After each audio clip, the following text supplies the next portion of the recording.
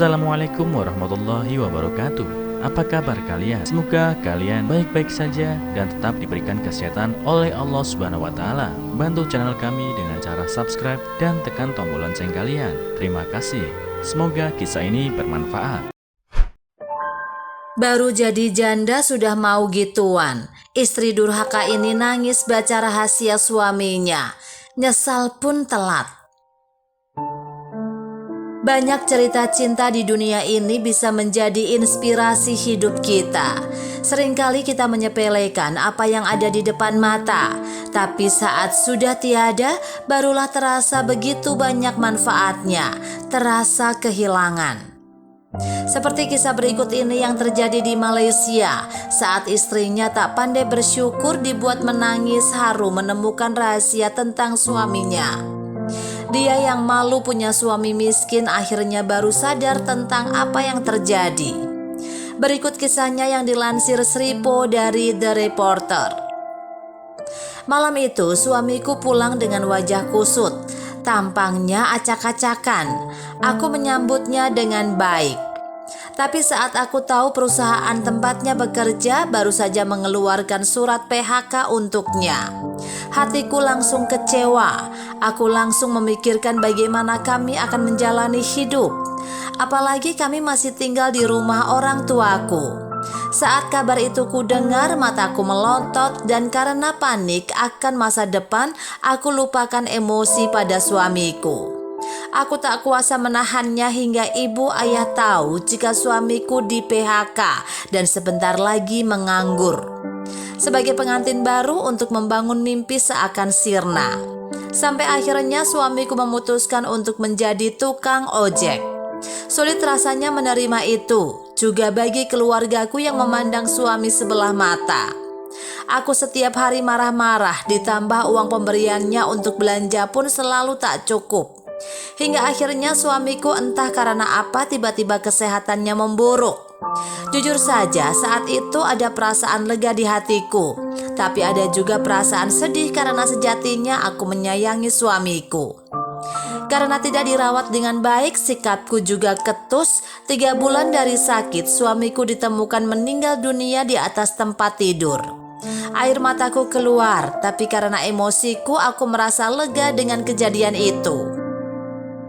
Keluargaku juga tampak biasa saja seakan memberi sinyal jika ini lebih baik bagiku. 14 hari kematiannya, jujur saja aku mulai merasa sedih kehilangan sosok orang yang begitu mencintaiku. Aku teringat awal kami bertemu, kami pacaran dan kami menikah. Iseng-iseng aku membuka album foto saat mereka menikah dulu. Bahkan aku sampai senyum-senyum sendiri saat melihat gambarnya di foto tengah duduk di pelaminan dengan pose sedang saling menyuapi makanan. Saat ku balik album, aku melihat sebuah amplop bungkus coklat dengan tulisan di atasnya. Surat untuk istriku. Hatiku berdetak, ada apa dengan surat yang seakan dirahasiakannya padaku. Saat ku buka, air mataku tak terbendung. Aku menangis haru dan meraung menyebut nama suamiku sambil meminta maaf. Berikut suratnya. Buat istriku tercinta. Maaf jika suatu hari aku akan meninggalkanmu. Sejak aku dipecat dari perusahaanku, hati ini remuk sekali. Aku menangis sepanjang jalan memikirkan nasib kita ke depan, memikirkan impian-impian kita. Aku tahu ini berat, tapi aku harus menyampaikannya kepadamu. Tapi sampai di rumah saat aku cerita, kau marah besar. Matamu merah, bahkan malam itu kau tak menyiapkan makanan untukku yang terpaksa tidur dengan kondisi lapar.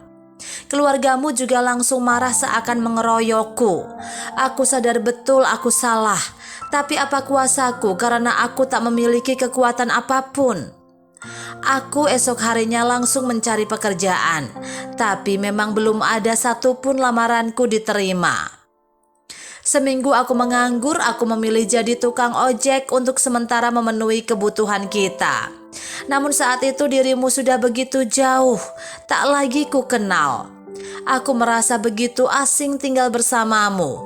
Pulang malam hari tak ada lagi makanan yang kau siapkan. Maafkan aku istriku, bukan aku ingin kita terpuruk begini, tapi aku selalu usaha demi mimpi kita. Hingga suatu hari aku mendengar ada seorang miliuner sedang mencari hati yang akan dicangkokkan padanya. Aku tak berpikir lagi dan menghubungi nomor tersebut. Tubuhku langsung dites kesehatan mulai dari darah hingga riwayat penyakit. Alhamdulillah semua cocok dan memenuhi syarat. Dan yang paling membuatku senang, harga hatiku dibayar 5 miliar istriku. Aku senang bukan main, dan paling tidak itu bisa menjadi jalan kita menggapai mimpi. Sekarang uang itu berada di selembar cek di amplop ini. Awalnya aku ingin memberi kejutan saat membeli rumah, dan tentunya itu akan membuatmu senang, bukan? Tapi takdir berkata lain sayang. 10 hari sejak aku menjual hatiku, kondisiku mendadak buruk. Aku tak kuasa menahan sakit, dan mungkin saat kau baca surat ini aku telah tiada. Tapi paling tidak pakailah uang itu. Aku rasa uang itu cukup untuk membeli rumah seperti yang kau mau. Hanya itu yang bisa aku berikan padamu. Aku tahu selama ini aku tidak berguna, tapi aku juga tidak mau menyusahkan. Mungkin dengan apa yang kulakukan ini akan membukakan hati kecilmu untuk kembali mencintaiku. Sengaja surat ini aku sisipkan di album foto pernikahan kita, karena saat kau sedang merindukanku, saat itulah aku merasa berguna untukmu. Selamat tinggal sayang, aku akan selalu merindukanmu di setiap hari-harimu, dari suamimu yang selalu mencintaimu. Saat itu juga selesai membaca surat suamiku, aku langsung mendatangi makam suamiku. Aku meminta maaf telah salah dan benar. Hanya dia orang yang paling kucinta juga mencintaiku. Paling tidak dengan tulisan ini kita bisa belajar dan jangan sampai menyesal saat orang yang begitu kita sayangi telah pergi. Semenit saja akan sangat berharga bersama orang yang kita cintai.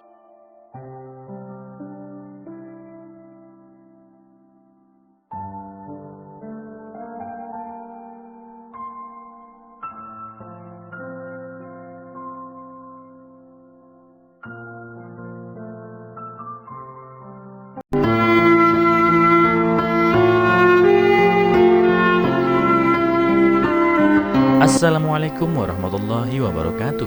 Apa kabar kalian? Semoga kalian baik-baik saja dan tetap diberikan kesehatan oleh Allah Subhanahu wa taala. Bantu channel kami dengan cara subscribe dan tekan tombol lonceng kalian. Terima kasih.